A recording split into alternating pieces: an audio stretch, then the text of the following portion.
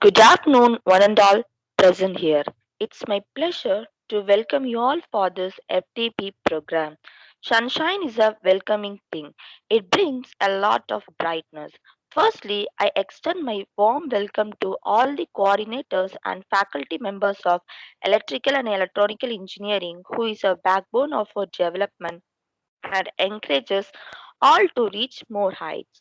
Then we proudly welcome our chief guest, Mr. P. Sudhakar, who is currently working as a senior scientific officer, Indian Institute of Technology, Grahampur.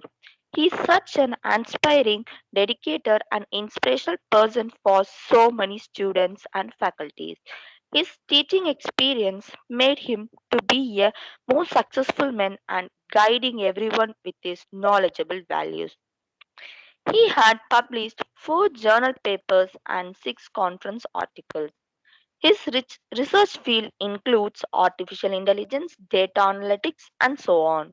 His whole journey teaches us new learnings and a great platform to gain knowledge. Adding to it, he is continuously bagged Best Faculty Award named Inspired Distinguished Facilitator in the years of 2012 to 2017. His motivation and abilities made us to keep learning more from him. We hope that his mutual cooperation and skillful approach together will help us to reach success. Last but not the least, I could welcome all the faculties on this occasion. Once again, I welcome you all. We have waited so long to have you among us. At last, the time has come. We are most delightfully welcome you to join us today. Now the session is hand over to the resource person. Thank you for the very nice introduction. Let me present my presentation. And yeah, wait. Yep.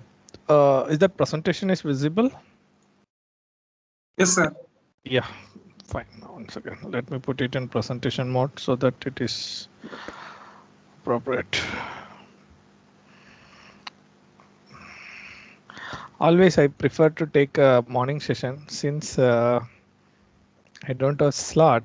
So this time I am taking a afternoon session. So always it is very difficult to handle the afternoon session.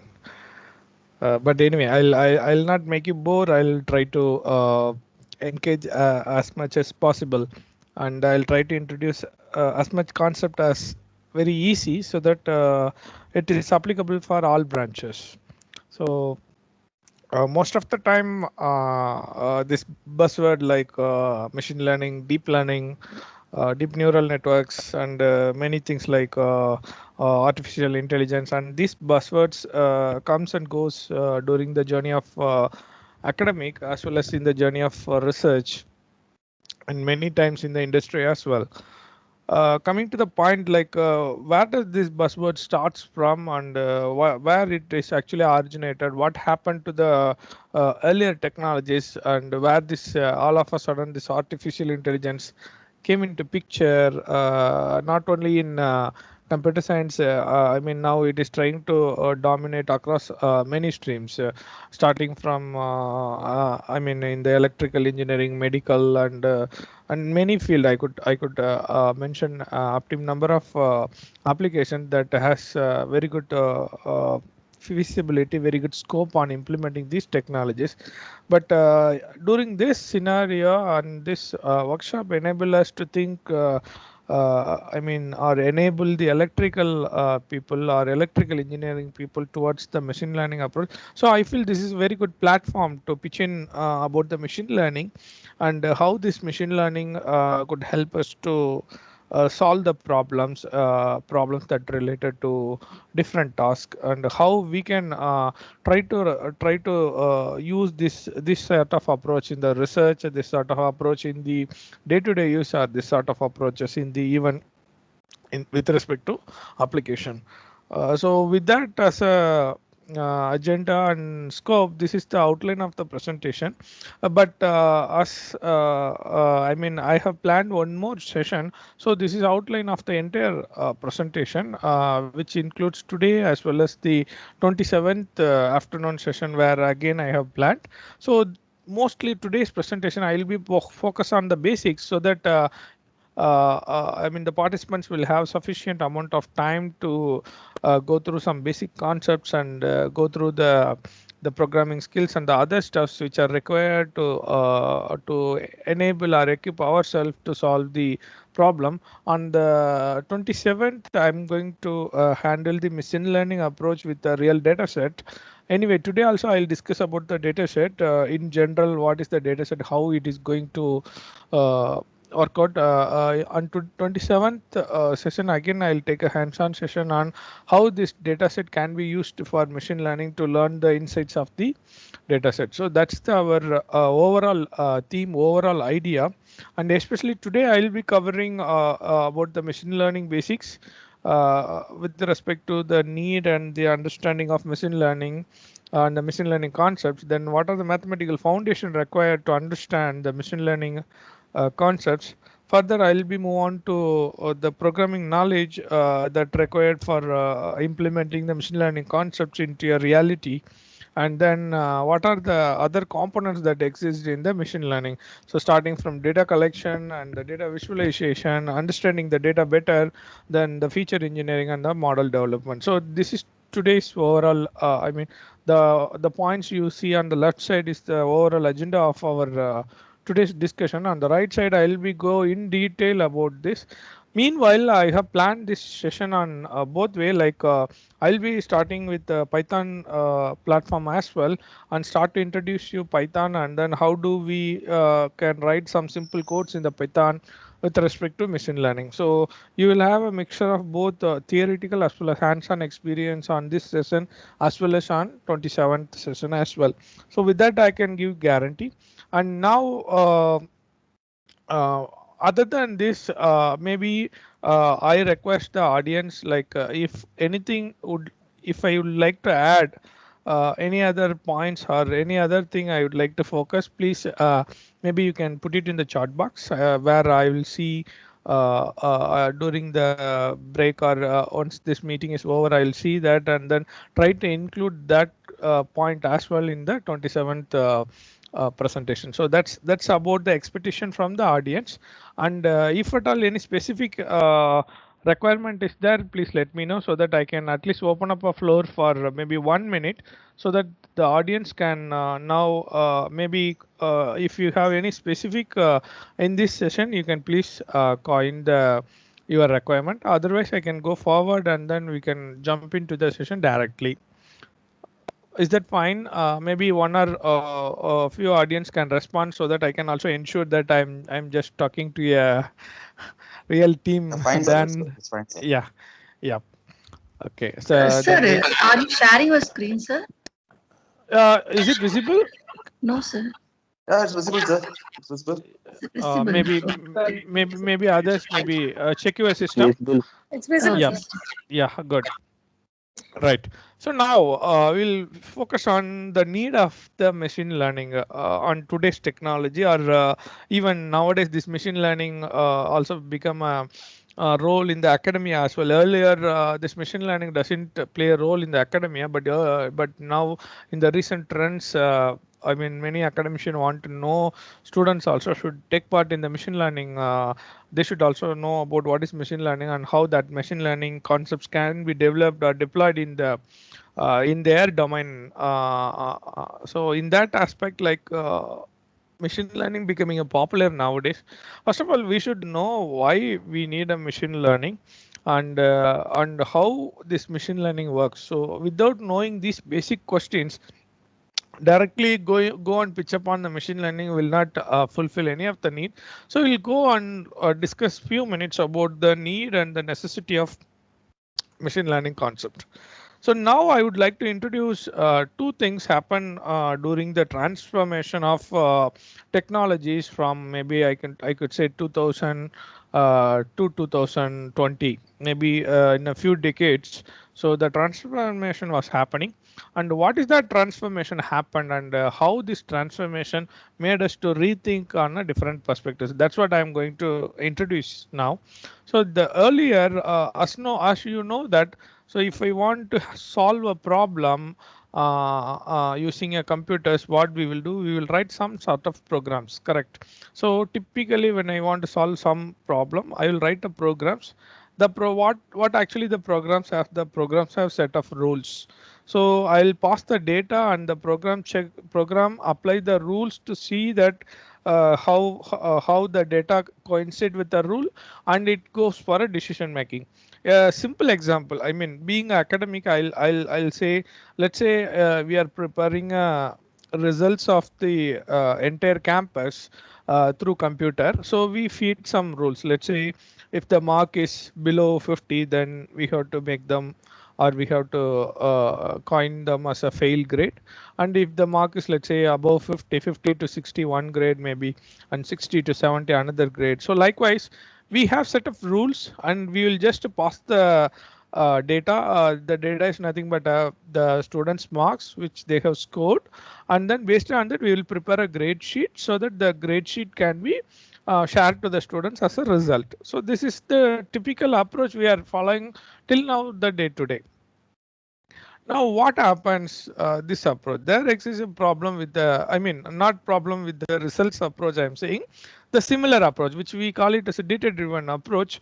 So sorry, the rule driven approach, where the rule driven we have set of rules, and the rules determines the outcome of the or the outcome or the results that we are expected. So what is the problem with these rules, and why there is a paradigm shift that is going to happen from the rule driven to a data driven? We have to focus, because there is a shift where we are going to shift from rule to a data driven.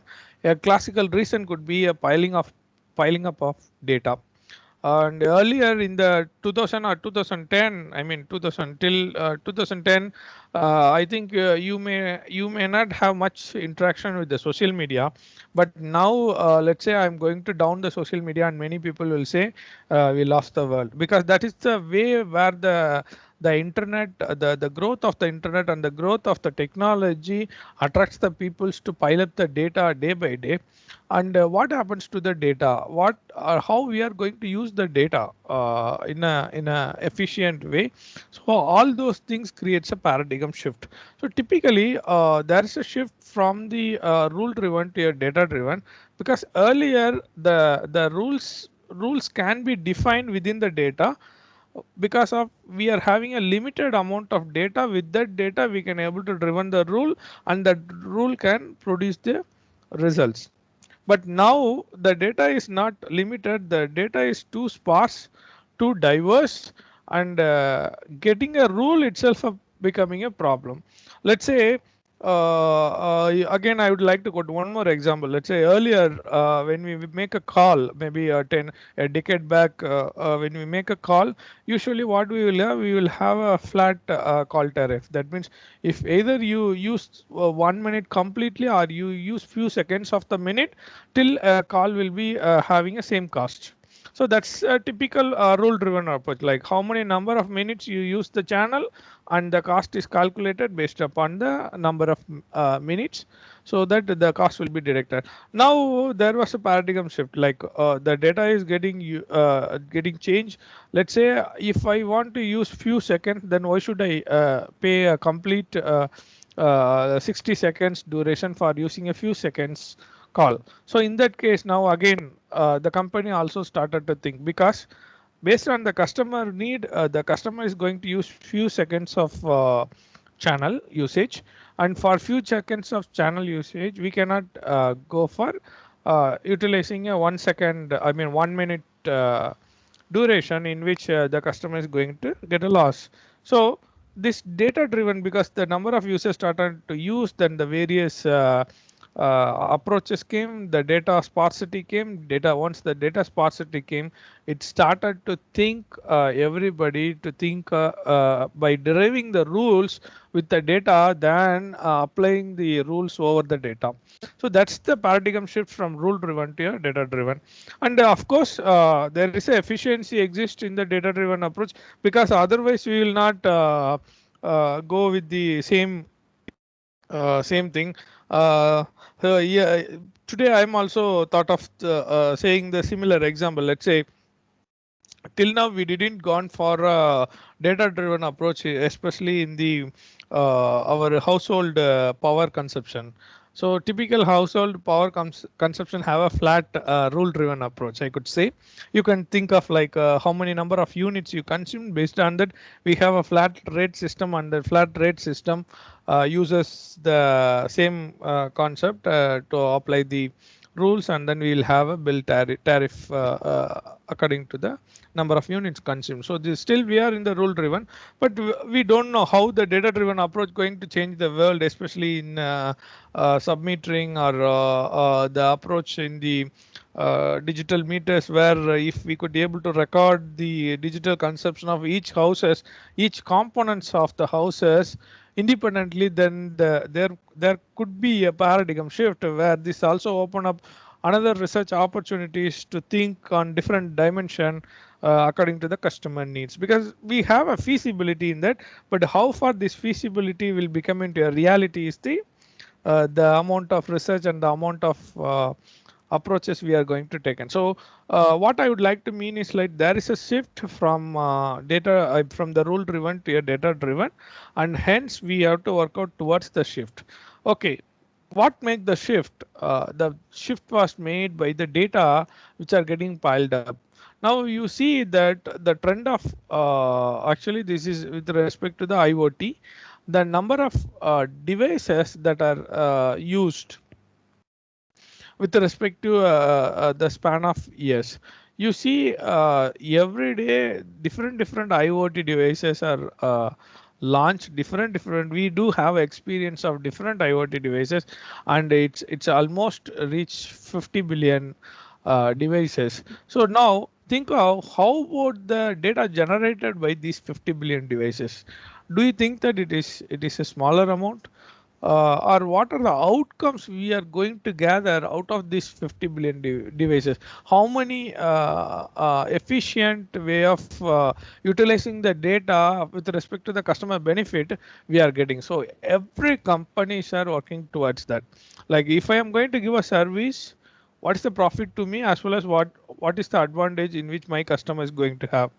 Let's say I'm trying to use a cloud service, and one of the cloud service provider is giving me tariff of day basis. Another cloud services are going to provide me tariff of the number of amount, or the amount of time which I am utilizing the cloud service. Obviously I'll go with the second choice, because in a day, obviously we know no one will work for 24 hours. So let's assume that we are putting the maximum effort and then working for 10 hours. What happened to remaining 14 hours of my billing? So that's a waste. So on the other side, if I use 10 hours, then I'll pay for 10 hours of billing. So the underlined is, how about I'm getting the information out of the data, and how the data is going to be beneficial for both customers as well as the company. So that's what the paradigm shift. Now, since the digital meters and the smart devices are enabled, so everybody started to think in that direction. Now the challenge is, okay, one side with respect to customer beneficial. On the other side, how do we make rules, or how do we prepare a plans in such a way that the from the data we can create plans? So that's on the other side. So now that is the shift I am saying. So we are going to a data paradigm shift from the rule based shift. So now these are some of the proofs which clearly shows that the data shift is coming. I mean, not coming, it came, and then we are in the data shift. Now, a classical example for this is, let's take we'll think earlier we may go to 10 years back or a decade back where our homes is it will have simple electricity power supplied, and then this electricity will energize all the devices and all the devices will function. So this is a simple concept. We will have one meter, and the meter will be used for monitoring the power usage. Assume that the recent smart homes, what I call a typical example which was mentioned over here, where I have some panels in which I'll get the solar energy, and this solar energy I am trying to plug into my power grid in the home grid, where in the home grid again I'll have different purposes, like we have different appliances that exist in the home.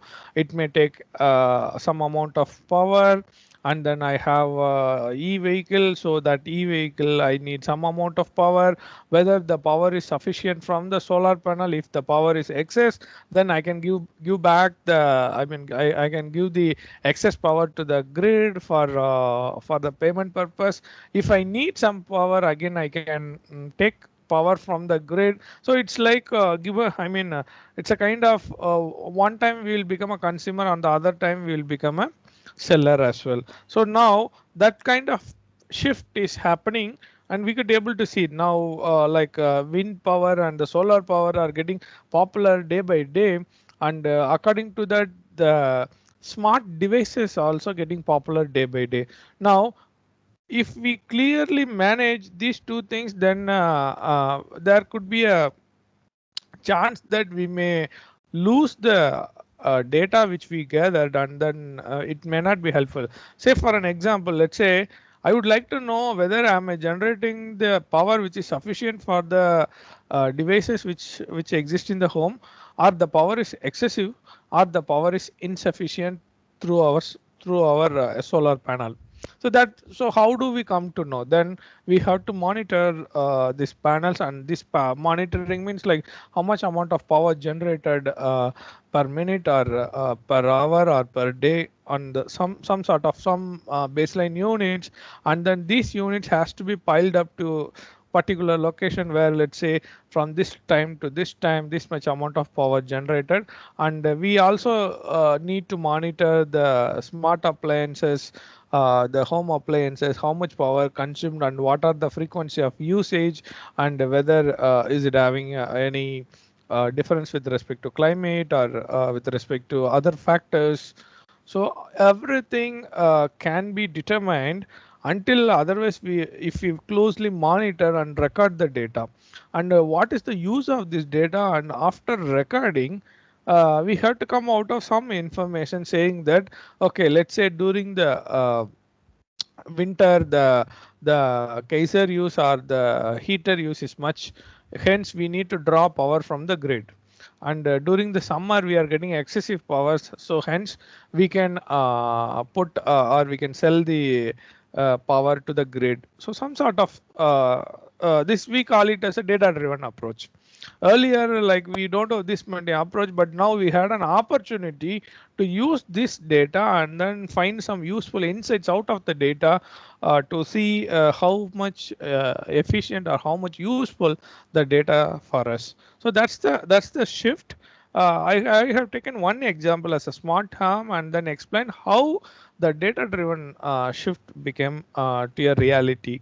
And we could see there was a smart meters, we could see smart appliance was started fulfilling the house day by day, and we could also see the power generation source also started to fulfill the needs day by day. Now how efficiently we are going to use that, and this could be optimum, a good example for electrical engineering, hence I have taken that example. Let's come back to the difference between the rule driven and the data driven approach.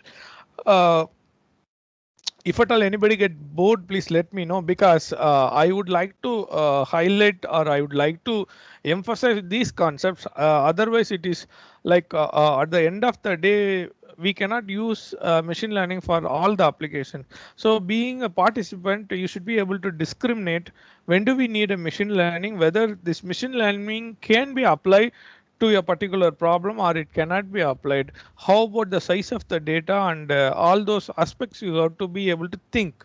So that's the reason I am just discriminating. Let's say we are very comfortable on the rule driven approach, then no need to disturb. But we are not comfortable, we have a large amount of data, then we have to think of the data and then see how far we have a match between the data we have and between the rules we have. If we have a mismatch, obviously the rule driven approach doesn't make any sense, so we have to think of some new approach. This is the core idea of any concept you think with respect to machine learning. So yeah, any questions? Okay, there should be a disturbance then. Okay, is that, am I audible? Is that fine? Yes, sir. Yep. Okay, so now coming to the rule driven approach, you see actually the outcomes are derived based on the set of rules as we discussed, where here the mandatory is the rules. So you need a rules, we'll give the data and the program apply the rules and gives the results, as we have seen a simple example of the grading system. So the same way the rule driven approach works. If you see the data driven approach, let's say now we are starting a new power station or new station. Now we don't know the power tariff which we are going to use. I mean, we assume that we are starting a complete power station and we would like to give the power to the public, but we don't have any such strategy on what is the tariff we have to fix for the public.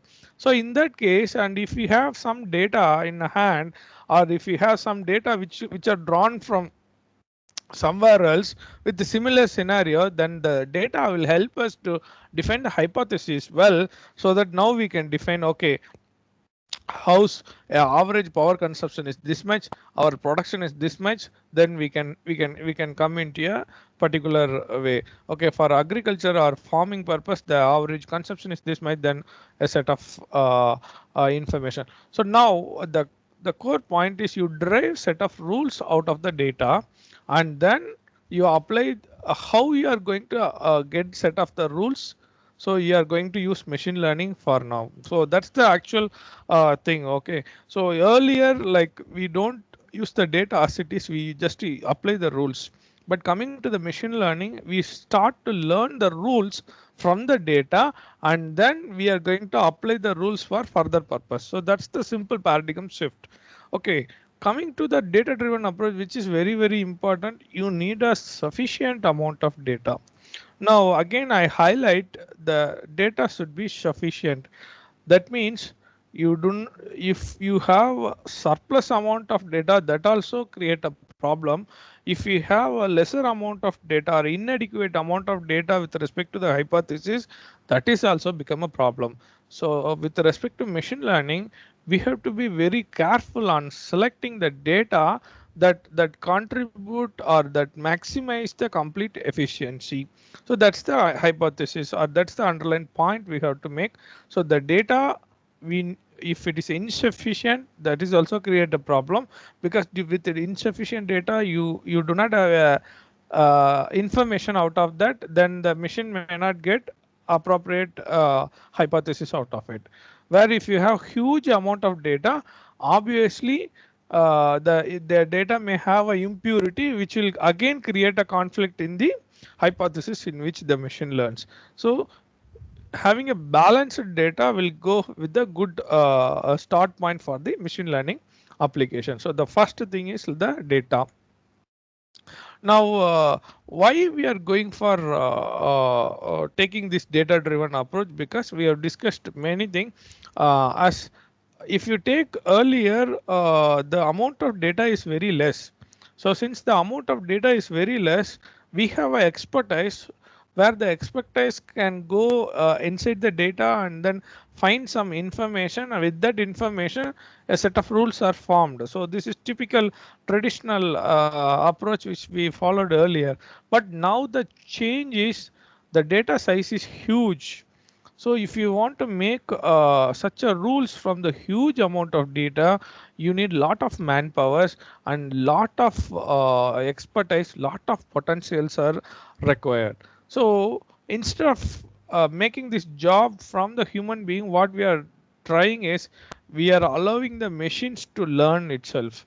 You start to learn what the data says and then give me the learning insights, so that the human can confirm the learning and then use that learning as a set of rules or hypothesis or outcome of the machine learning. So that's the actual efficiency of the data driven approach. So it allows for taking a decisions from the data, and meanwhile we also we cannot just close the eyes and then go towards the machine what it learned.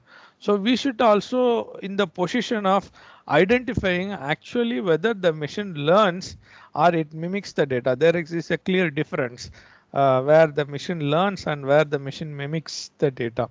Sometimes the machine also start to memorize like a human being, so we should be able to discriminate whether the machine is just memorizing or it is actually learning. So for that we have different components there. We will while discussing with the machine learning algorithms, like I'll be focusing on some of the deep learning approaches. During the deep learning approaches, I'll tell you how the machine memorize and how do we discriminate whether the machine is actually learning or memorizing.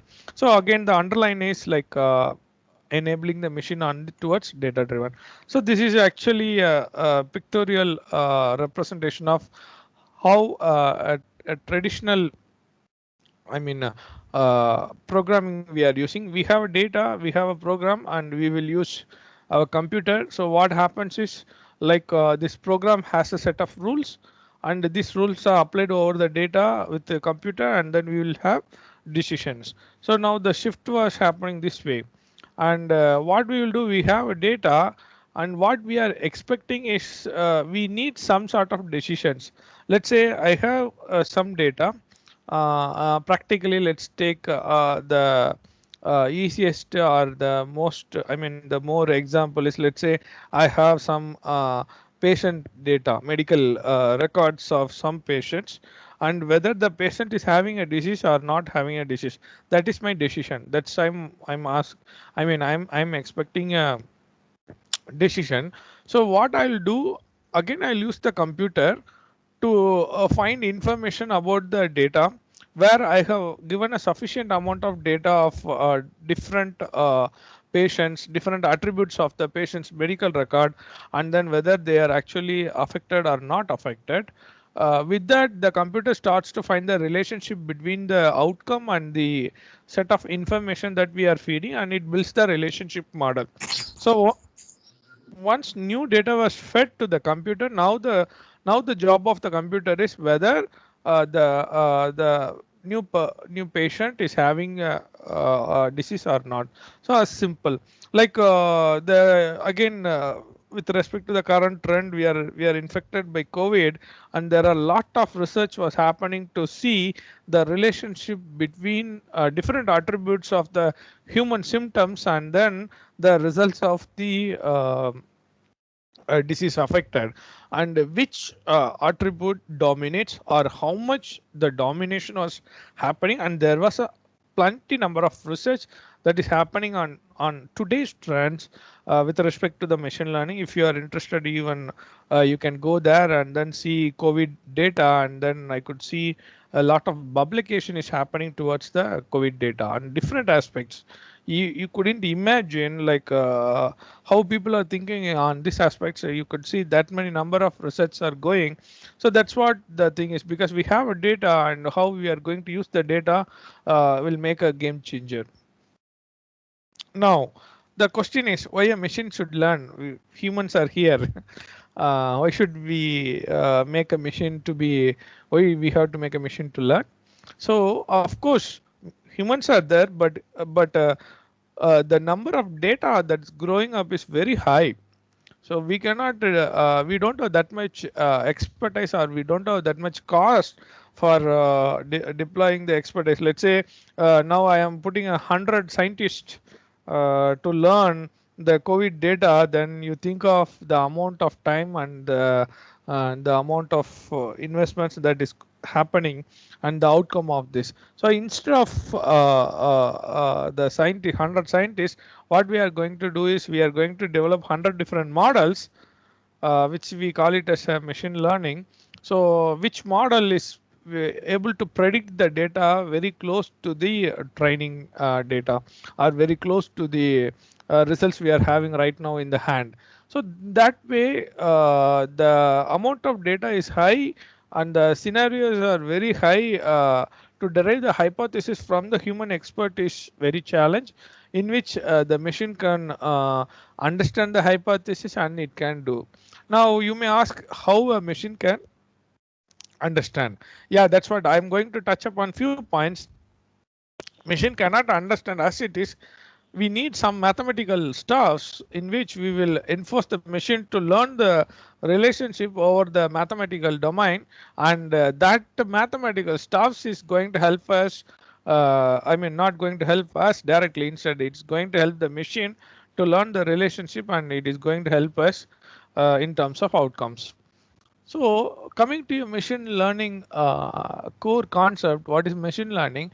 I could put machine learning into three different parts, or three different directions, in which the primary important thing is we have some set of tasks. Okay, so let's say I want to know the prediction outcome, or I have data. I want to know if I am having a new data, so I want to learn the machine to predict the outcome of the new data. So that's our task. And with that, in order to make a task like this is, you can even match with the human. Like typically, we could ask experts. We are asking expert opinion how this expert came. So those expertise came from the experience, right? So the same way machine also should have an experience of going through all these scenarios, so that the machine also could be able to think in the same way. So we need an experience for the machines to learn. And how do we know that the machine is actually learning? Instead, it should not cheating us, right? If it is started to cheat, then we will be in the pathetic situation. So we should also able to measure how much the experience in which the machine was learned, so that if a new situation was enforced to the machine, how far it is able to handle the situation. That we call it as a performance. So we have a task. So our task is, let's say, maybe classification task, in which I would like to classify whether a patient is having a disease or not disease. So it's a two-class classification task. And if a machine should do, I have to feed some experience. How that experience will happen? This experience will happen through set of information that we are feeding to the machine, so that it has some chance to learn the relationship between it, and how much it learns, that we have to measure in terms of performance. Let's say the machine is 88% accuracy in terms of predicting the outcome. So this is actually, this combination of these three things defines the machine learning. It is typically a computer program, nothing else. Machine learning is nothing but a computer program. It's expected to learn from the experience. We call it as E. With respect to some set of task, we call the task as a T, and we should measure how much the computer program is able to learn, so that we call it as a performance measure P. So if we can have a clear triangle mapping between T, E, and P, definitely we can go start for a machine learning. So till now I have dragged you, or I have brought you from the concept of how why the machine learning is required, and how the machine learning can be planned. Here is some of the examples of the TEP. What is task, what is experience, and what is performance.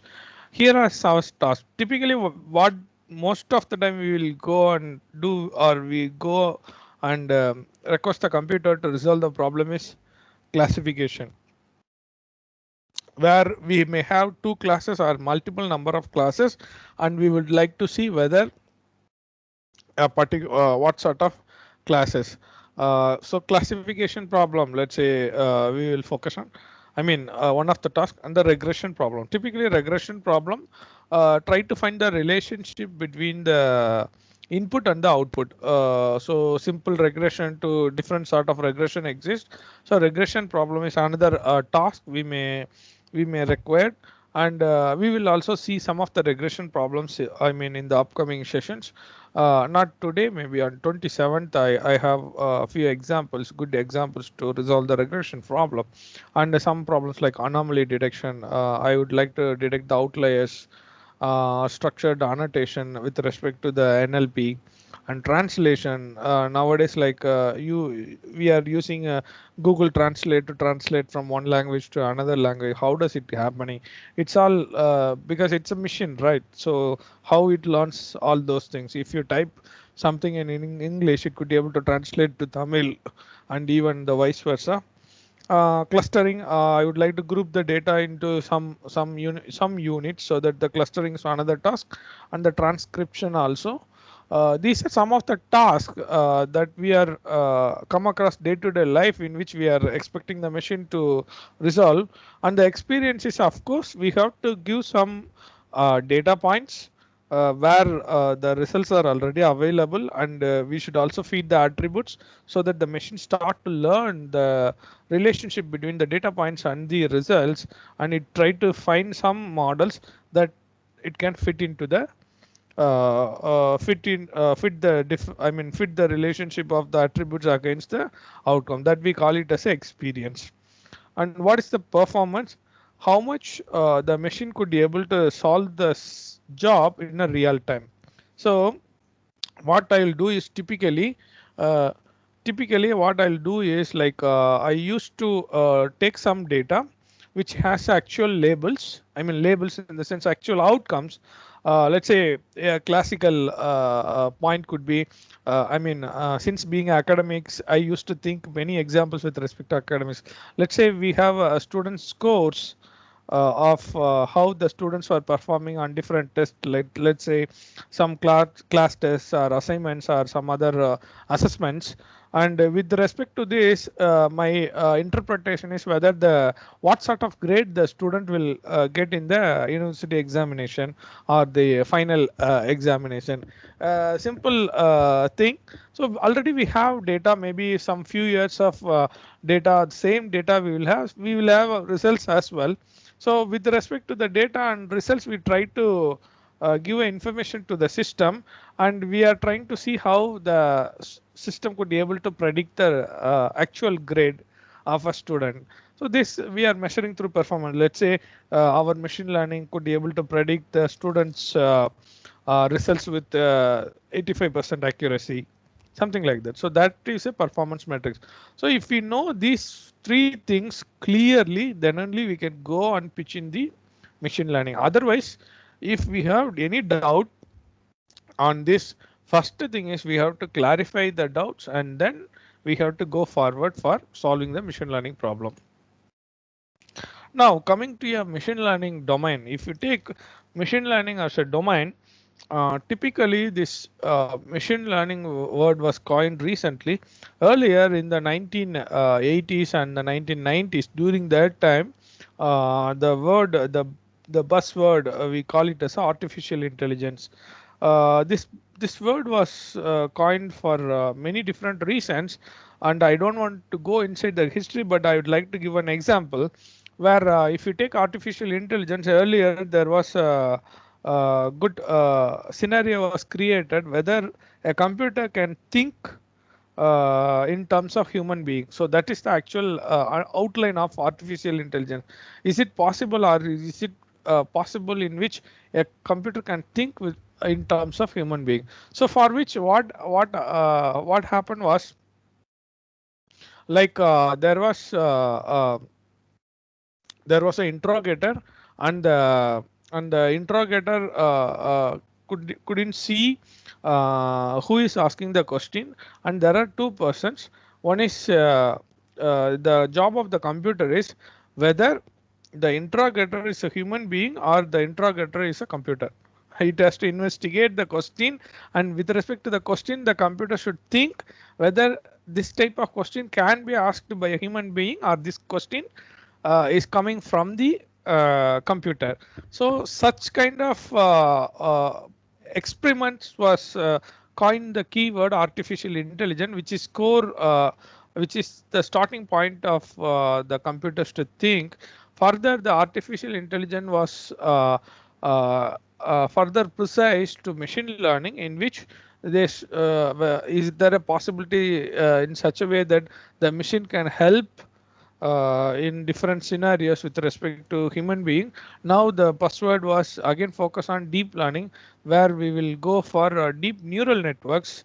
Neural networks as a series of tensors that are connected, and then we have series of layers in which different sorts of neural networks can feed forward neural networks, convolutional neural network. There are plenty of things. All those things came from the deep learning concepts.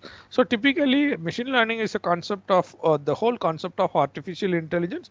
And in this session, or the complete FDP series, you can think this as a super domain of artificial intelligence. Whether machine learning or deep learning concepts, some experts may discuss, all those things came from the super concept of artificial intelligence. So far we have covered two important points, because I call why this is a important means these points help us to understand why do we need a machine learning and how this machine going to learn. So only these 2 points I emphasize. Now I will open up maybe 2 minutes for the forum to discuss if any doubts are there. Then we can go and start the next topic of mathematical foundation.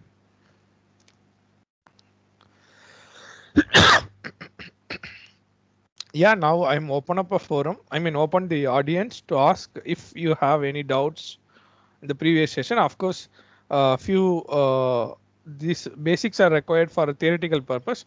Maybe while going to a programming knowledge, we will have a hands-on. So my session will be a combination of both hands-on as well. It's clear only, sir. It's clear only, sir. Thank you, sir. Okay. Then maybe we can go to the next concept for mathematical foundation, which is I mean, that is more required for machine learning. So now coming to the mathematics, I could say, like, without mathematics, none of the machine could works, because it's a complete programmed, I could say it's complete programmed execution of mathematics that is happening inside the computers.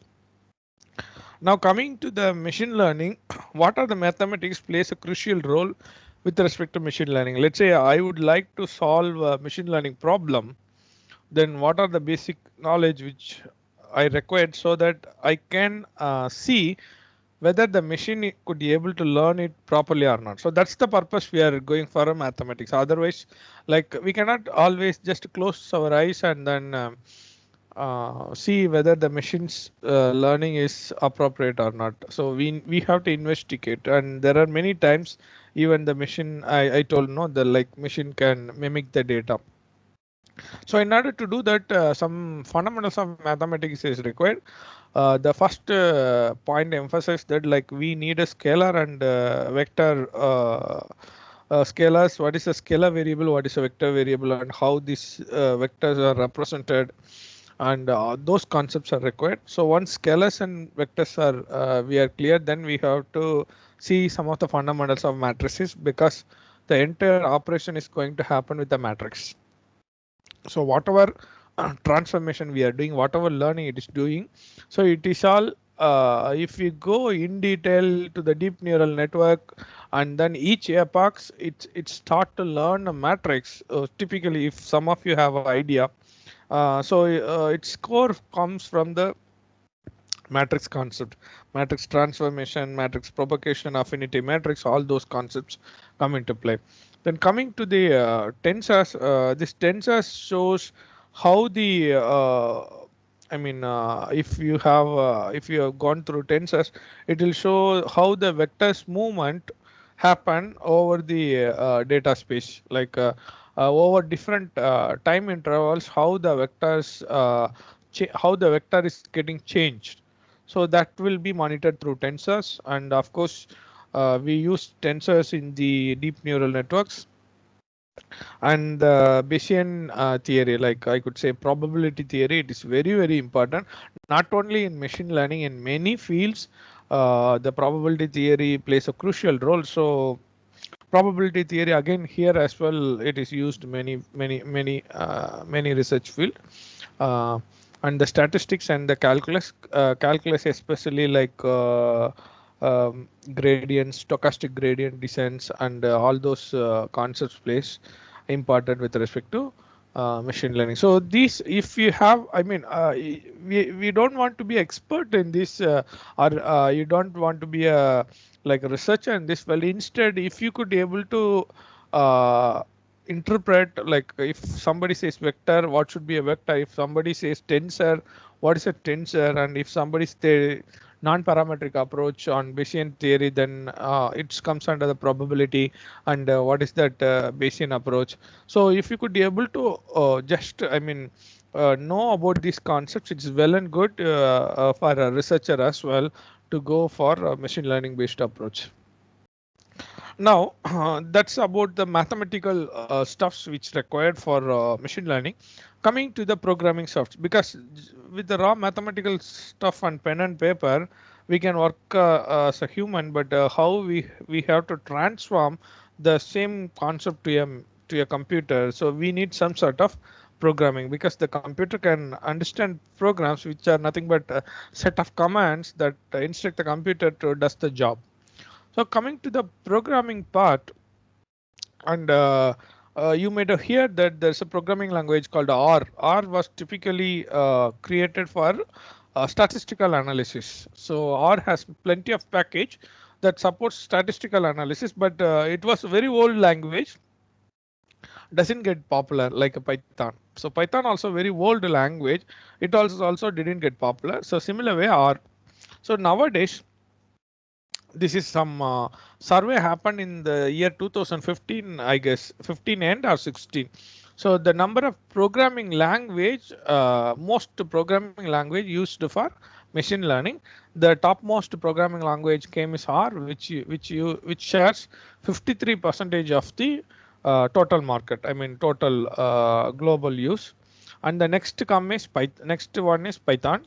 And nowadays the Python is getting popular because Python was old language, and but it has a very good effective way of what I say effective way of handling many items I could say, because the in our research field we are predominantly rely on the Python programming rather than MATLAB.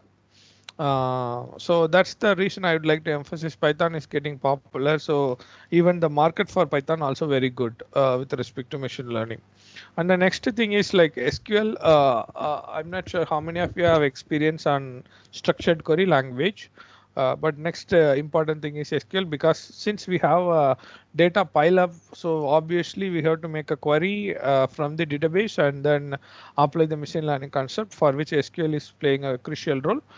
Next thing is MATLAB and typical Java and CR, C++. And for this session, I mean, maybe you may think that Python or R is maybe an alien word for the electrical people, but MATLAB may be a known word for the electrical people, but uh, there exists a situation where this Python is, I mean, open source languages are getting popular than the proprietary based tools like MATLAB. So this is with respect to the programming language support for machine learning. And even in our session, we will go with the Python as well. So that what I thought was, instead of using R, if you go with the Python, so Python has many support, like since morning session, I could be able to see the smart grids and smart appliances. So in that case, maybe many of the researcher also interested to learn the Raspberry Pi and the other stuffs, where if you take a Raspberry Pi, again the Python plays a crucial role. So that's what I thought of introducing Python to the community, which will be helpful for those who are working on the smart ways and those who are working on the machine learning as well. Now let's kickstart with the Pythons. Before going to the Python, I would like to, go for some hands-on session so that at least I'll introduce the Python environment, how the Python environment is, and then other stuffs. So typically, could you able to see my screens, right? I'm going to a folder and then I'm going to open up a terminal. So now we are in the terminal screen as of now. Could you able to see the terminal screen? Like this is my laptop and then I'm in the terminal screen. Can I go ahead? Yes, sir. Yep. So first of all, whether your computer has a Python or not, so you just type Python and then type version. So it gives me some numbers. Let's say Python 3.8.5. Typically, that's what many because since this is all from my experience, what I am seeing in the day-to-day research life, so that I don't want other researchers also to get struck with same issues. So if you see the latest Python version is we have 3.9, even the 3.10 also about to release, but the good support for Python with respect to machine learning or deep learning especially is Python 3.6.x. Or I could say Python 3.6 as well, so that this Python 3.6 has very good support for the machine learning. And especially I'm not using Windows. As being a researcher, I used to fond working on the Ubuntu platform, which is a Linux based platform. So this Linux machine comes built in with the Python and with the latest version. But if you want to use a specific version, so what we used to do is we used to create a virtual environment. So the virtual environment is Conda. I mean, in order to create a virtual, these points you can note down. Like I don't have all those points in the presentation. That's what I came here and then giving you practically what is required. So we used to create a Conda, or sometimes they will call it as Anaconda, which is a virtual environment. What it does is, instead of working on real Python version, you can make your own virtual environment with your own Python version. So for that you can go for a Conda. So now what I will do is I have my own Conda. So I'm just activating the Conda, and this now earlier you could see in my left side it has a base. Now from the base was changed to EZTest. That means now I am in a new my own virtual environment which I have created. Now I'll go for a version command, the same version command. Now you see when I hit the version command, the version command which I am using is Python 3.6.12. That means what I would like to highlight is, so before going to use Python, you figure it out what sort of uh, version which is required for your research purpose or your experiment purpose, and you try to create a virtual environment for that version. Though I have 3.8, my research supports good support for Python 3.6. Hence, I have used 3.6. So this is with respect to Python installation. So with respect to Python, if you like to use, I recommend better go for virtual environment. Since we don't have that much amount of time, so I couldn't able to go how to create the environment. So anyway, this you maybe if you have some time. Maybe after this workshop, some other new things coming, we could discuss further. So okay, fine, we have that environment. And now the second thing is the packages. What are the packages that required for our problem or for our machine learning to get solved? So in order to do that, let me go with Python. How do you check whether the particular packages are installed in your environment or not? You just type Python. So you could see some other new terminal that shows about you the Python 3.6 and other things. The first important package is NumPy. So import what I'm writing some simple command to see that whether the packages exist or not. So what I'm saying is, let's say the package numpy, which is nothing but numerical Python with respect to the array representation. So this numpy is very helpful for array representation, and any two-dimensional data we are going to play with respect to the array.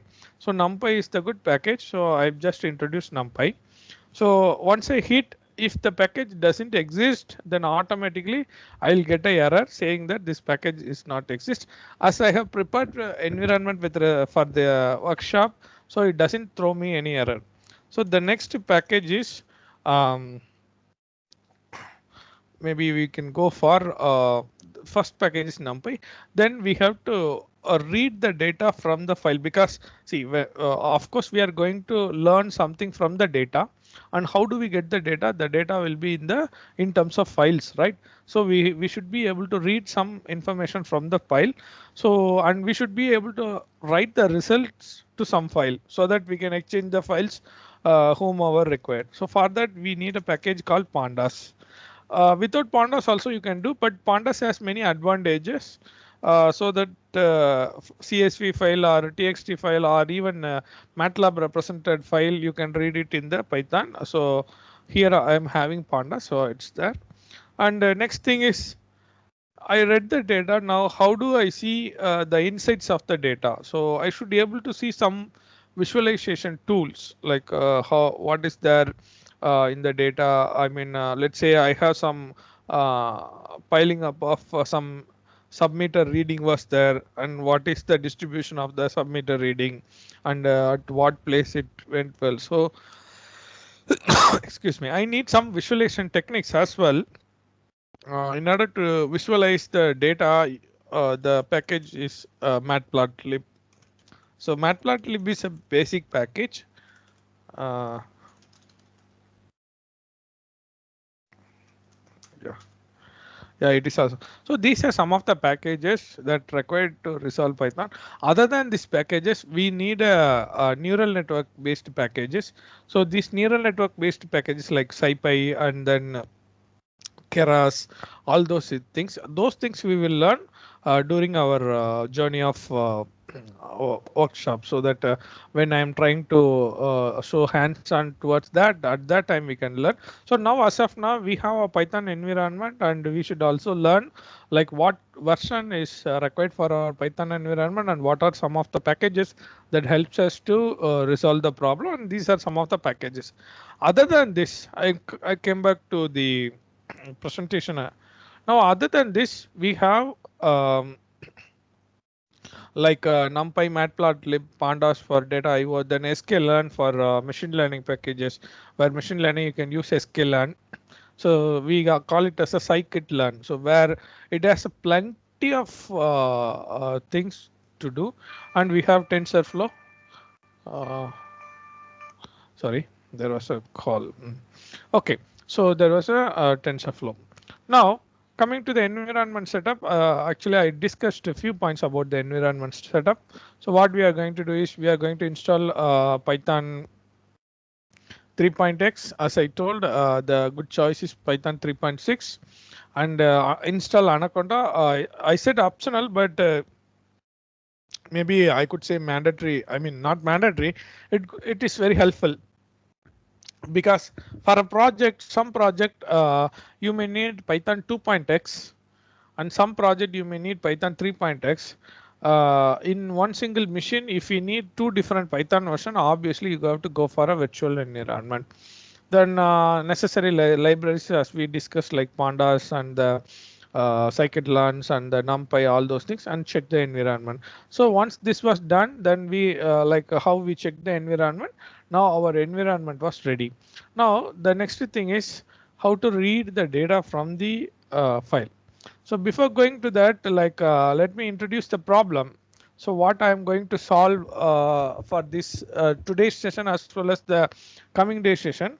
So I have taken a data set from the internet. I mean the Kaggle platform, where I'm looking for a different data set, but I feel this data set is good support for the community because it discusses about the household consumption that was recorded for the 4 years. I could say 47 months of time in a city. The city is Quarks from the Paris. I mean, it's near Paris, France, from the country France. So it's near Paris. With respect to different measurements, like uh, a house was selected and the house was attached with different submeters to see the trend of power consumption in a household. So that's the data. So it's a household electricity power consumption data set. Now this data set is in a text file or sometimes CSV file as well. So the number of records it contains is that's the problem. I told you, like so we have taken 4 years of time. During the 4 years of time, see the amount of record it's get generated. There is about like 20 lakhs records was piled up in the data set, and if we deploy a human being, it is very difficult to learn the distribution of the data set, how it goes. So if this sort of problem arises, obviously we will be we will be fallen into cases. We'll be fallen into choice of machine learning, where the machine learn should help us to do something. So first we will try to read the data, like what it has, and then how what are the information that exist in the data. So we try to read the data. So for reading the data, we'll use as I told, we'll use pandas. So pandas has a good support for reading the data because it's a one single line command, and most of the time Python has a package that simplifies the job most of the time. I mean, let's say I could say 90% of the time, but 10% of effort is required to see where that package exists and how to use that package. If we know that, maybe in a 10 or 15 lines, or I could say maybe in 20-25 lines of command, we could accomplish many tasks. So here also, like if you see logically, I have used only 2 lines of commands for the purpose. I have used the package pandas, and then with that pandas package PD, I'm just reading a CSV file. The file name is household power consumption.txt, and as I told, I have a header. The header is at the 0th position, and the separator is semicolon, because the file is not a direct comma separated. It is actually semicolon separated file. So I am just passing the separator explicitly. And now the object data will have the entire information. Let's see both the cases. Like again, I'm coming back. I'm just coming out of the Python environment now. Okay. Now, yeah. Now, let me try to just throw some information, or I mean, instead of saying cat, let me put the head command. Head if10 because right. So now what I did is I just supplied the command head. I mean, head command is like trying to print the information that exists in the file. So of course I told, right, like being a researcher, we used to work on the Unix environment, where Unix environment has very good support on handling the files. So if you know some commands, so that it is easy to manipulate the files. So here I just display the files. So the file has a date. The first column of the file is date. I have date separated by semicolon. Then the time. Then we have a global active power. Then we have global reactive power. Then we have a voltage. Then we have a global intensity. Then submeter 1 reading, submeter 2 consumption, and submeter 3 consumption. This was a power consumption on different submeters. Okay. Now, as we seen, like this is one of the huge volume of data. We are trying to read this data through Python. Okay. So most of the time, I use the editor called Genie, where here the same program, whatever I'm discussing, I just wrote the same amount of line of command, and the data is the output of data is the object. From the object, I could get some information like data.shape that tell me how many number of rows exist.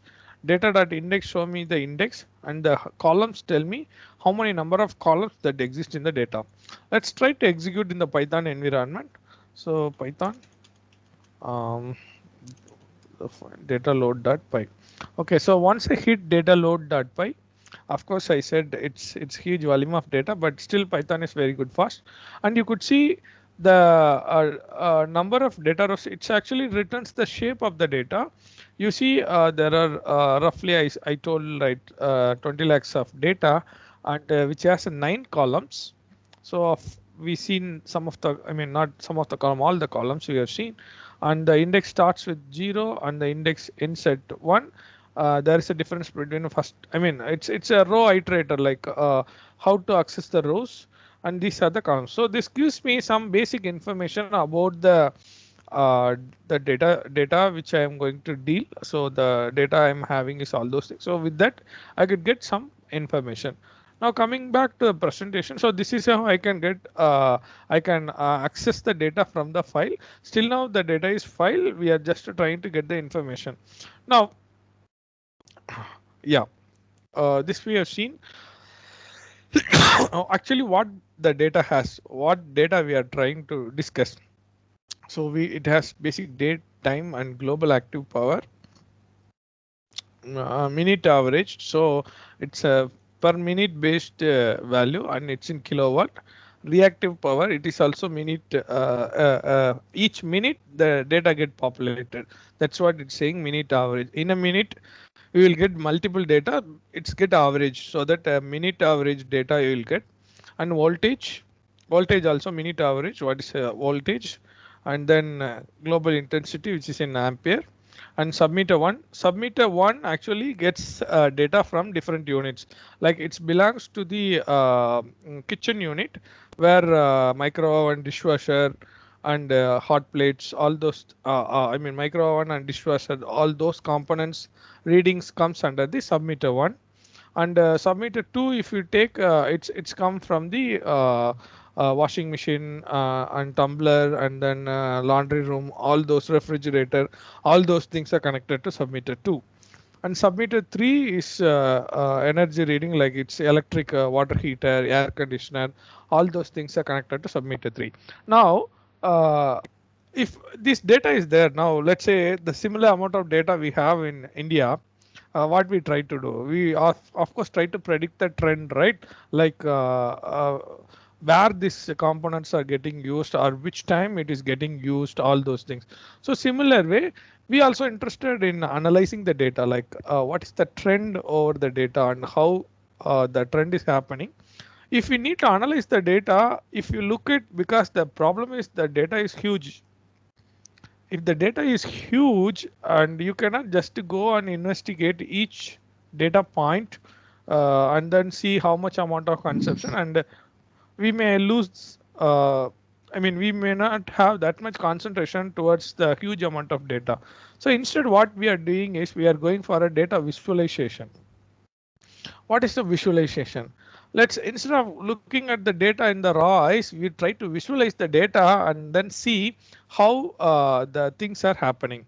So let me put some visualization techniques for the Python. Let's say maybe before that we will have one more hands-on, like how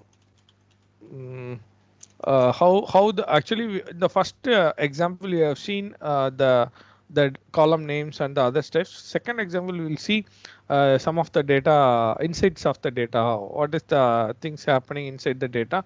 So here, like you see, this is actual data, like from 0 to, as we said, 20 lakhs records, and we have different columns. So if I try to print all those things, it's huge, so it automatically trim down many things. And here I have printed some of the columns, like let's say I have printed few rows, some 10 rows. Each row has a different value, and different value again corresponds to different columns as well. Now you see the major problem with the data is data cleaning up. We are not at all, nobody is discussing about that problem, because so I'm just reading the data. I didn't make any change over the data, but you see the data is with the single quotes. What does it mean is, though the data element was there, the data was read as a string rather than the data type. If the number is read as a string, then we cannot do any numerical operation because it is considered as a string. So data cleanup also plays an important role while reading a data. Instead of taking the data as a string, we have to read it as a number. Yeah, I have done some changes so that you can see some these data elements are read it as a numbers. Okay, that is with respect to the data. So while you are reading a data, you have to ensure that your data is clean. Clean means there are many things. Is that data cleaning itself a separate task? So you have to see whether the data is cleaned or it's having sometimes because since this data is collecting from the endpoint device, always we cannot expect the data is accurate. Sometimes you may get a inaccurate value, sometimes you can get a totally deviated value. So all those things we have to take care. That's important in the machine learning. The first step is data cleaning. Okay, now we'll go for a data visualization to see how I mean, let me list down the files, and then let me put Python 03 data visual. So what I did is we are trying to visualize the data. What I did is just to make a histogram of it. So you'll see. I mean, complete entire data I'm just plotting. This is a histogram of the global active power. Now is it visible right for all of you? Because I'm going I'm passing through different screens so that I expect I expect that this screen is visible to all the participants. If at all you're struck, or if you feel that there is a frequency mismatch between what I'm saying and what you are seeing in on the screen, please let me know so that we'll try to synchronize. Okay, now I am sorry. Visible only, sir. Visible. Okay, yeah.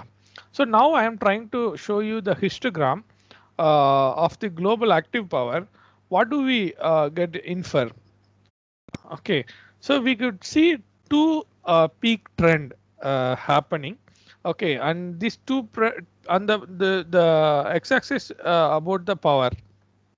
Okay, and the y-axis about the number of samples that comes under the particular unit. Let's say this here for this particular point we have 80,000 samples.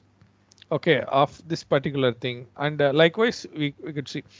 So this is one of the interpretation of global active power. Is that any information we can get it out of it? Yeah, some information, because we could see like two peak trends, and we could see where the peak trend occur. Actually, both the peaks occurs between 0 to 2. So that's one of the observation we could get, and we could also see the highest peak that is between 0 and 1. What the thing is, if you want to analyze further, let's say if you want to analyze further, this Python, this MATLAB, this is actually happening through Matplotlib. You could see Matplotlib, and you could do one few more things, like you can zoom in, like you can go to a particular area, and let's say I would want to analyze the peaks and what is the maximum value that occur in the peaks.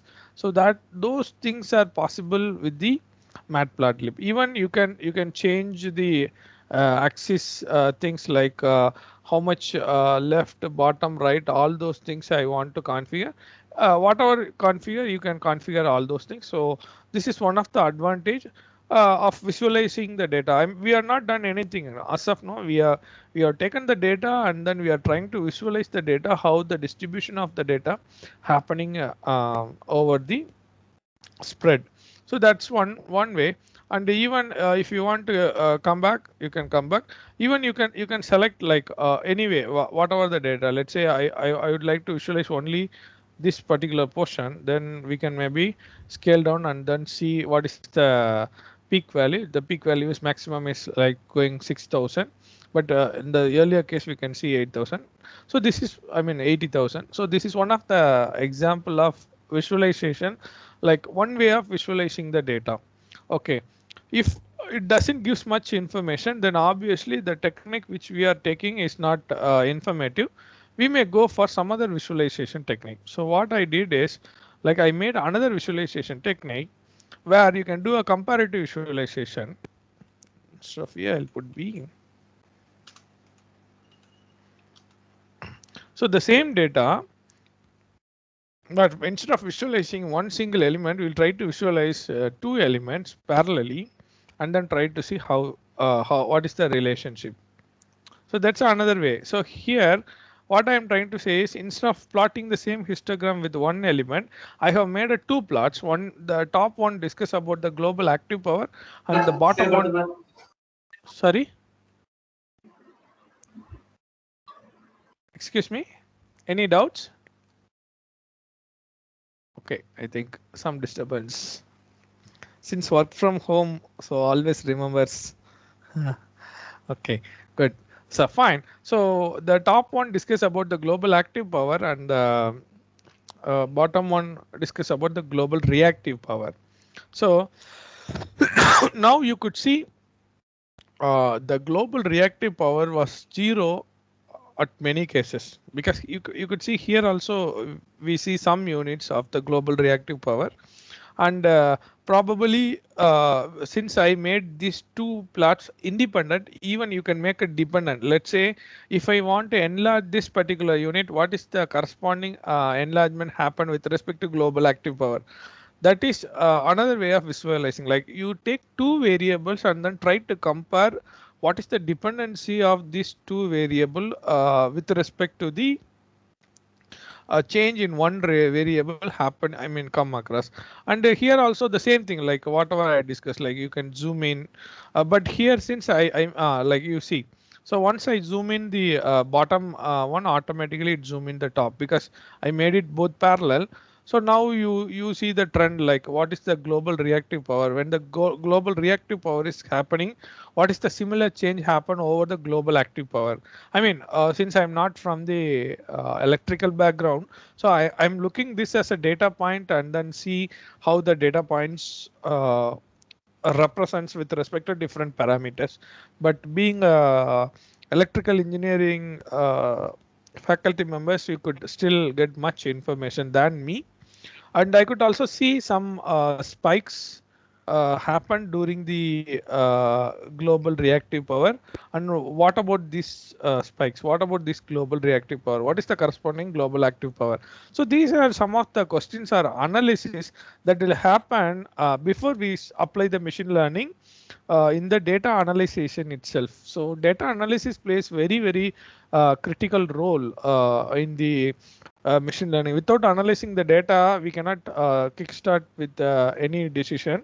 So we need a data analysis, and for data analysis, data visualization is also very important role.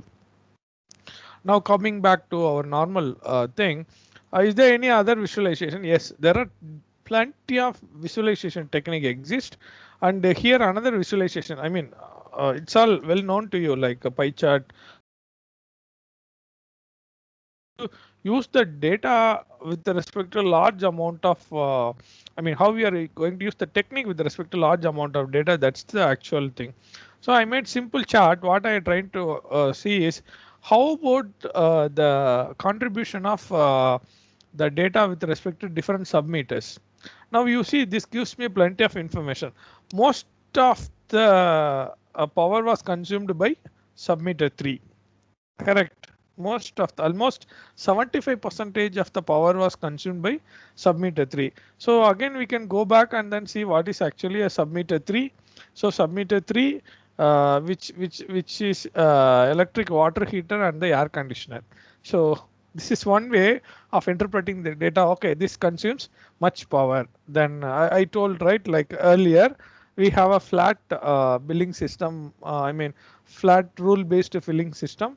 Now we can think of, if you have this many amount of air conditioner running, then for this particular air conditioner, this is the amount. So something like that we can think of, and which gives plenty of insights over the data. So this is another insights where we are visualizing data into a different way. So all those things are happening through the visualization technique.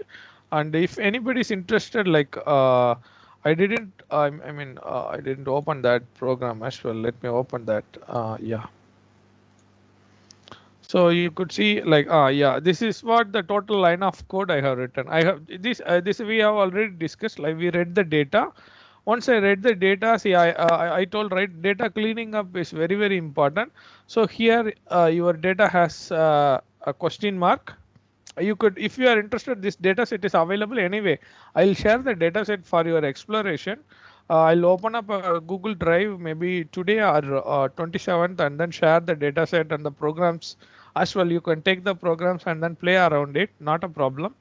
So this data set has a question mark and NaN value. So how this question mark should be handled? Because sometimes you may not have the equipment, you may not have the value from the equipment due to various reasons. The equipment may be faulty or the equipment may not function at that time. So now you may not have the data for that particular amount, for that particular time period. So how you are going to handle the data? So that's why I said as data cleanup process, whether you are going to include that or you are going to exclude that and all those things. So once data cleanup was done, then as I said, I'm making a array. The array is like I'm just reading the global active power column alone from the data set, and then I am trying to plot it. That's it. Only 4 steps, for which maybe see here 19 line with the space. I mean, if you trim down the spaces, you will get again 15 to 16 line, so that we are having a very good histograms of the data. So likewise, like you have data, and first you try to visualize what the data conveys the information and whether this data is sufficient for our machine learning task. So that's about data analysis. So we have seen some of the challenges, like for, whether the actually this is very, very important during the data analysis, whether all the elements are available. We may have a null element, we may have a some other junk characters that may replace the data element. So whether do we have all elements available, whether the available elements are in a proper data type. As we have seen our own example, all the numbers are not in number format, it's in string format. Then how do we going to we have to handle, or we have to convert the string into number. Again, we have few lines of codes. So do we have any missing values? If we have missing values, how do we going to handle the missing values? Those things we have to clear before going for a machine learning task. So anyway, these concepts we discussed. So far we have covered the machine learnings and the need for machine learning and the mathematical foundation that is required for machine learning, and the programming knowledge that is very that's very, very important for the machine learning task. We have seen some of the programming examples of like how to read the data and how to visualize the data in terms of Python. So with this I'll close up this presentation and open up a new one for next data visualization. And this I'll not take much time on the, it's a very short presentation. So discuss about the data engineering. Typically it's a data engineering perspective. That means like with respect to the machine learning, what do you require in terms of data? If you have a data, what do you expect from the data, and what do you understand from the data, and whether you have sufficient information on the data. If everything is exists, then we can go for a machine learning. Otherwise, without having much information, if you give the machine also will not learn anything. So we will be ending up in a trouble. So with respect to that, we will go for the data engineering task. So data engineering task is understanding the data better using the statistical techniques. As I just said, statistics also important. So with the statistical techniques, we try to understand some of the information, like maybe data understanding. I may have a complete understanding on the data, and do I need to clean up the data? That means all the data elements are available. Whether should I need a data cleaning up, and whether the data which I am expecting is in the same format or same representation. Let's say I am trying to calculate the average age of the persons, and in that case I need a age, but my data may have the date of birth. So from the date of birth, I need to compute the age. What is the today? I mean, as on date, what is the age of the person? So in that case, I have to work on the data preparation. Then, do I need to deploy all the data elements for the machine learning task, or only few attributes that has a significant impact over the results? So that comes as a data selection. These four components plays a very crucial role on the data, I mean on the machine learning. So before machine learning, we should have data engineering. This is not only for machine learning, even for our research as well. So these four things plays a very crucial role. Now let's say data understanding.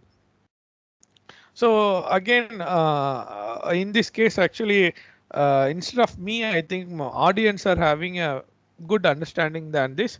Like, what is the global active power? What is the global reactive power? What is voltage? What is ampere? These are some of the words that exist in our data set. And do we have sufficient knowledge on the words that is available? So that's very important, right?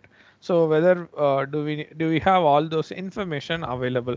So once we have sufficient knowledge on the data, then we can go for data cleaning. So data cleaning, yes, how clean my data is. Now what are the problems that may arise over the data? So first thing is, instead of data point, I'll have symbols. So now I need to handle those symbols. Like in our case, we have seen some question mark, right? The question mark I have replaced with NaN. What is that? NaN means it is not a number. So what I'm saying, question mark, instead of question mark, I am replacing not a number, so that the system will handle saying that this is not a number. If I have include the symbol, if I, let's say I'm trying to calculate the mean value, then you think of the reality. Let's say we have 10 elements. For the 10 elements, out of 10, I have 2 question marks. That means that data was not arrived. So due to which we have question marks. Now, if we try to calculate the mean, what will happen? So obviously, so all those scenarios should be handled. How to handle the symbols.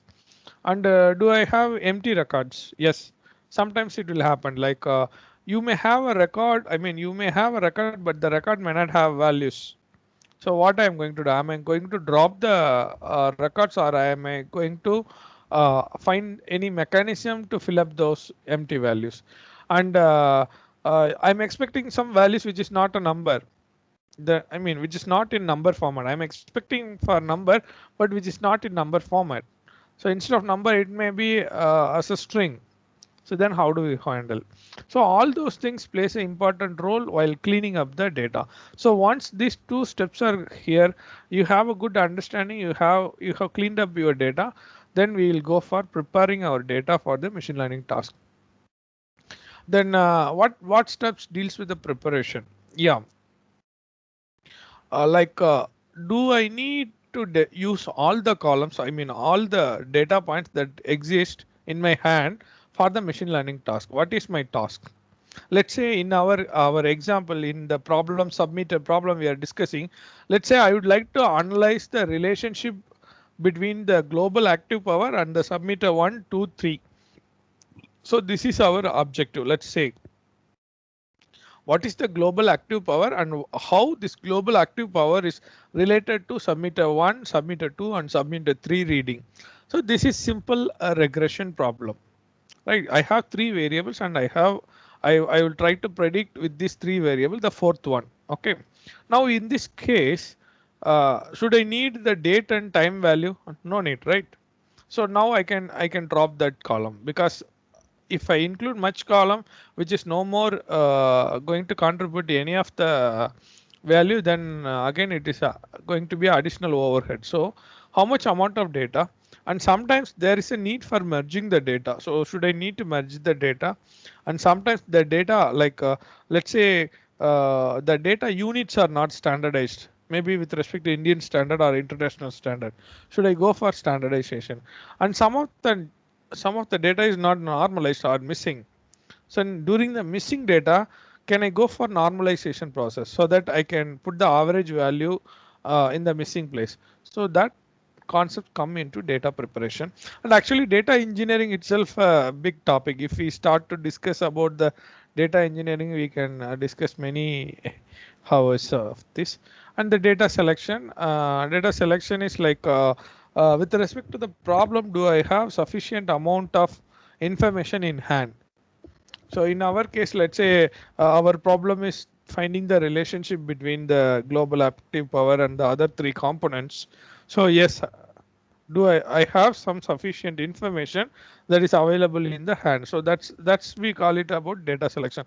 And I try to predict this information, but this information is coming from three different sources, not a one single source. Then my problem is a question mark, because how I am going to accumulate all this data and whether this data is going to play a crucial role in the prediction. So all those things plays a matters. And yeah, of course, this one we did actually. Maybe we can go one more time. I'm sorry, execute the data engineering actually, so that it gives us some statistics about the data. So Python data engineering. So what I'm going to say is I'm going to find some of or calculate some of the statistics out of the data. So let it run, and then of course, since it's 20 lakh records, so it is taking little time.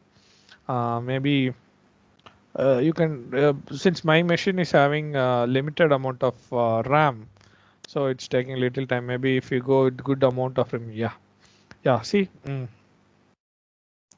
it's giving me the different statistics. We will go through the statistics. Like the first thing you can look down is like I have taken only submitted 3 readings. As we have seen, submitted 3 contribute 75% of the data than the other submitter 1 and 2. So I would like to know the statistics. That means how many number of records we know already the records, but what is the mean value? What is the standard deviation of the submitted 3 reading, and what is the minimum value, and what is the 25th percentage of the data element, and what is the 50 percentage of the data element, what 75 percentage of the data element's value. So all those statistics can be taken, and same global active power statistics. So now this is what we call it as a data engineering. Like here you see 3 different submitter 1, 2, 3, and the statistics of these 3 units, like what is the mean, and what is the here itself you can see like submitter 1 and 2 has a mean value somewhat closer, where submitter 3 has a mean value higher than 1 and 2. So this gives us, okay, right, so the data earlier, the visualization earlier, we had some valid information in the statistics as well.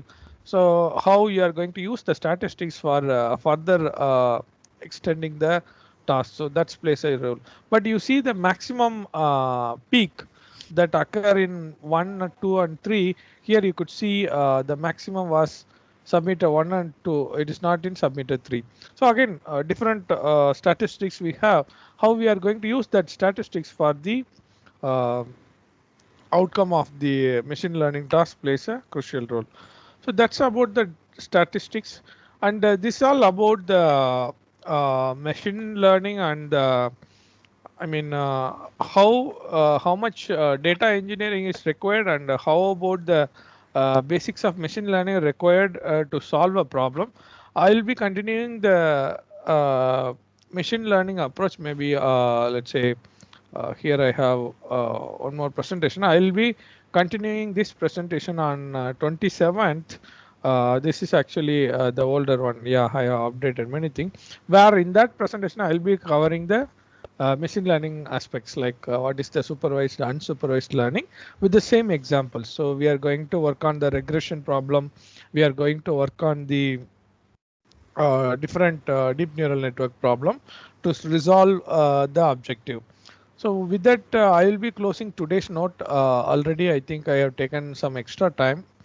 Yeah, with that, I will be closing today's note. And then if you are having any doubt, maybe we can have some time for the discussion. That too, with respect to organizer, I have to get a confirmation. If at all we need a discussion, or we can have offline discussion. I mean, I have done with today's topic, and obviously I expect a good amount of practical stuff will be there on the upcoming session as well. Thank you, sir. Participant Yeah. can unmute and ask your doubts to resource person.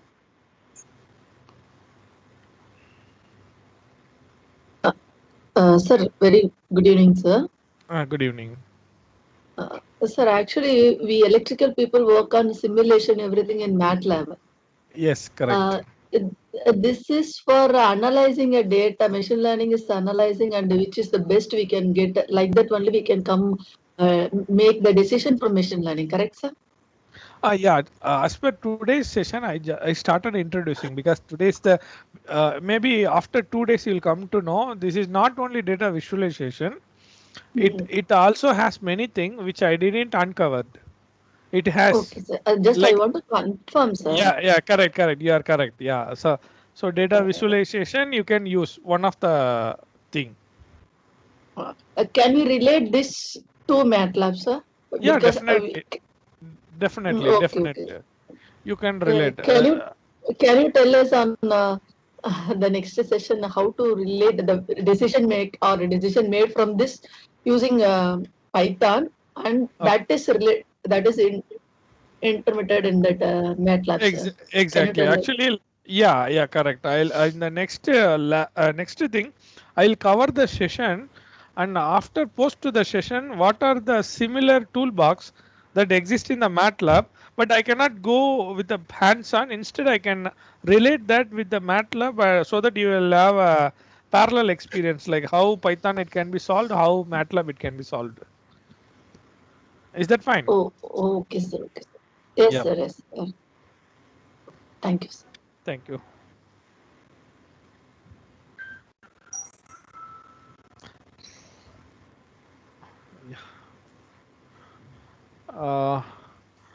I mean, Any if other there, questions from participant?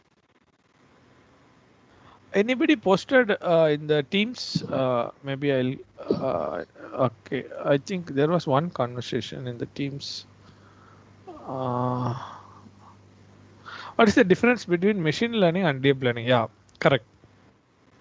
So let's say the data size which I am having is limited. Okay, I mean, is that the guest is there, Ramani ma'am? I guess. Ask good question, like what is the difference between machine learning and deep learning? Typically deep learning is also a machine learning, but the algorithms plays a crucial role on the task. So if we take a machine learning, we have different algorithms, and the amount of data and the algorithm's ability to learn the data is limited. Let's say we'll take a regression problem or simple regression problem, and if you take the regression problem, and if I am using a regressor and on the simple regression, somebody can you unmute? Yeah, it's somebody's Arpita. Participant, please. Yeah. Okay. So if you take a regression problem, I can use machine learning. Even I can use a deep learning. Now, how about the deep learning differ from machine learning is in terms of different aspects. One is like how much amount of data you allow the system to learn, and as the name itself it suggests, it is a deep learning means it's a better from the machine learning, where if you give large amount of data with the proper representation of the data, definitely compared to machine learning, the deep learning learns better than the machine. Yeah, but again deep learning is also a part of machine learning. It's different techniques of learning, that's it, nothing more. So it's a extension, I could say, from the machine. I mean, simple. Let's say simple regression problem to resolve. Instead of deep neural network, you can go deep neural networks and then still learn better than the machine. Okay, sir, machine learning is support more. Yeah, of course, machine learning. All learning algorithms, all machine learning algorithms outcome is a model which has a relationship The model, everybody say model, model, model. What is that model? The model is nothing. Yeah, that's I'll cover anyway in the 27th session. But what is that model? Model is nothing but the relationship between the data and the outcome.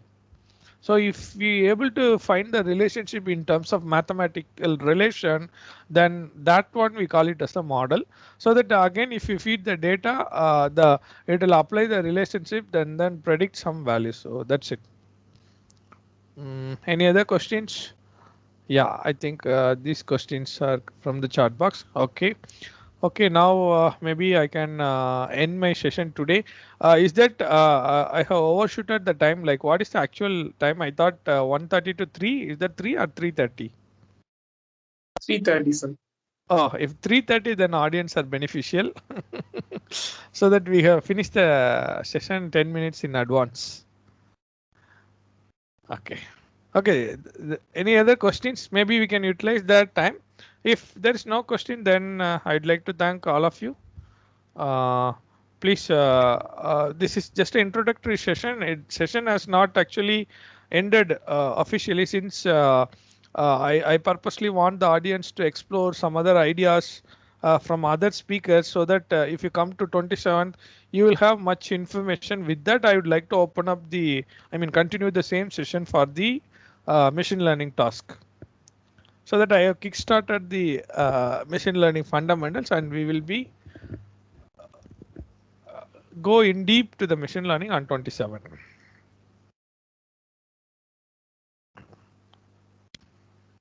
Yeah.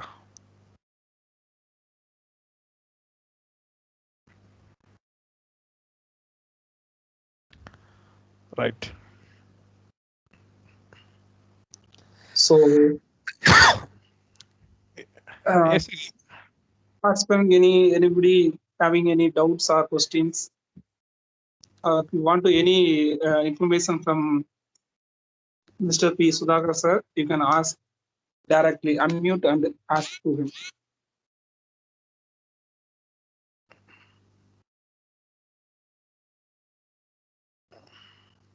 So, okay, it's time to ending the session. So, good afternoon to everyone. 1 second. I would like to thank our Yeah, speaker, Mr. Sudhakar, for accepting the enlightening us with their knowledge. Today's Kansan was full of knowledge and interesting things. It gave deep insight into the topic, also revealed some interesting facts. The point where Mr. P. Sudhakar told us about application of machine learning was really informative. I am pretty sure the precious knowledge of that Mr. P. Sudhakar gave us will definitely help us in our studies and future. Once again, I would like to thank Mr. P. Sudhakar sir for talking out time from the busy schedule and enlightening us with the knowledge. Thank you so much, sir. I want to thank the faculty committee who really worked hard to make this event successful. Also, thank you all the participants present here for paying your attention and learning. I would end my speech here. Thank you all. Yeah, thank you. Before closing session, one more question asked, like, sir, can you explain about somebody's asked about explain about robotics in machine learning? Yeah, of course. There are plenty of applications that exist in the robotics. Let's say the path planning of the robotics. Again, it's a machine learning. And how effectively you are going to track an object. Again, it's about machine learning and artificial intelligence. There are plenty of actually this artificial intelligence concept was started to evolve from the robotics. So there was plenty of things in the robotics and machine learning.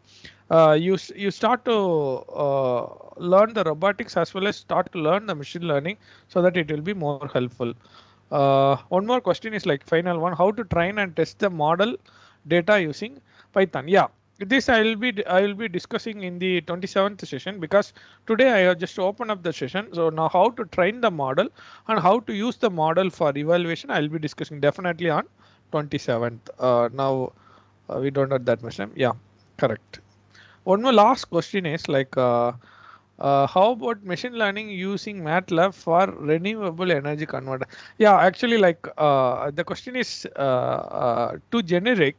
I cannot comment on what renewable energy converter design you are working. And MATLAB is a tool you can use for machine learning. That's all the information I can give as of now. Since the question is too generic, I couldn't make a comment over that. Yeah, with that, I think we can close up, Ganesh sir. Yeah, thanks for Thank you, sir. the invitation. Thank you very much. Thank you all of. Thank you, sir. And participant, I posted a feedback link in a chat box, and Mr. P. Sudhakar having another session on 27th by 2021. You can ask your ideas or doubts in that session also. Thank you all. Thank you, sir.